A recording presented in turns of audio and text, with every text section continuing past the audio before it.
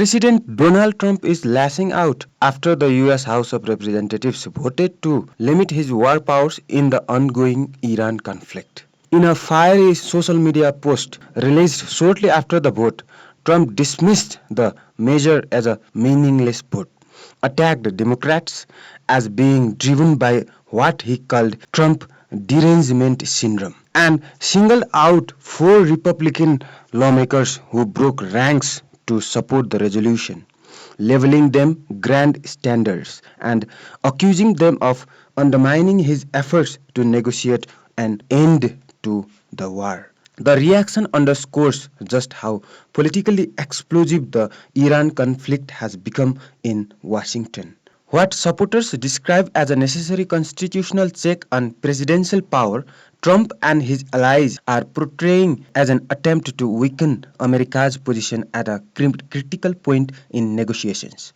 So, why did Congress take this unprecedented step, and can lawmakers actually force an end to the conflict? A dramatic vote in Washington is raising new questions about who controls America's military actions abroad. In a narrow but significant decision, the US House of Representatives has voted to invoke War Powers Act in an effort to force an end to the ongoing conflict with Iran. The vote passed 215 to 208, marking the strongest congressional challenge yet to President Donald Trump's handling of the crisis. But despite the political shockwaves, the bigger question here remains, can Congress actually stop this war? The vote took place on June 3rd, nearly 4 months after hostilities began following the joint US Israeli military campaign against Iran on February 20th. What makes this vote notable is not just the result, but who made it possible. While House Democrats led the effort, four Republicans broke ranks and voted in favor of restraining the president. Tom Barrett of Michigan, Warren Davidson of Ohio, Thomas Massie of Kentucky, and Brian Fitzpatrick of Pennsylvania. This was the fourth attempt by lawmakers to invoke the War Powers Act since the conflict began. The previous three efforts failed. The political environment here, however, has changed. The war has brought growing economic pressures, disruptions to global trade routes, and mounting civilian casualties.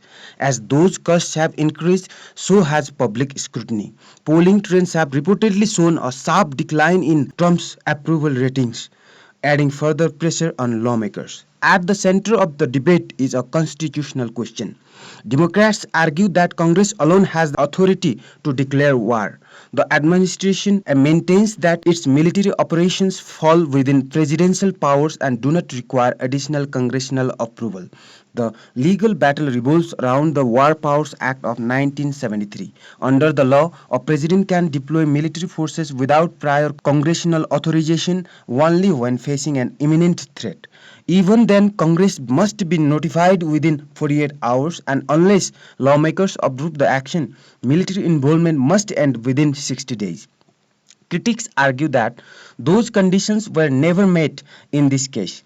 They point out that the United States and Israel initiated the strikes and that US forces remain deployed well beyond the April 29th deadline without formal authorizations from the Congress. Despite passing the House, the resolution is far from becoming binding policy. It must first clear the Senate, where Republicans still hold a slim majority.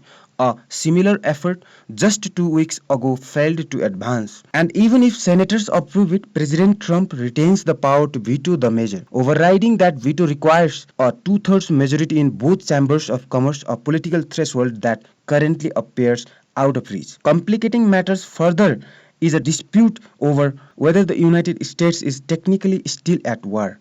The administration argues that the April 8th ceasefire effectively ended hostilities.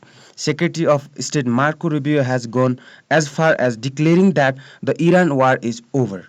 Yet critics point to continuing military actions, including US strikes on Iranian vessels and ongoing Iranian attacks against American interests in the region. The contradiction has fueled accusations that Washington is claiming peace on paper while continuing military operations in practice.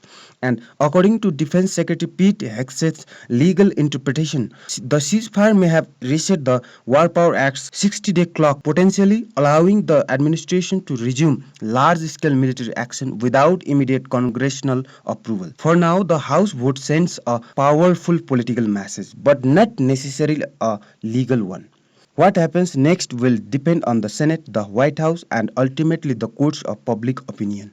The deeper issue remains unresolved. In an era of modern conflicts and shifting definitions of warfare, who gets the final say when America goes to war? And that debate is only getting louder.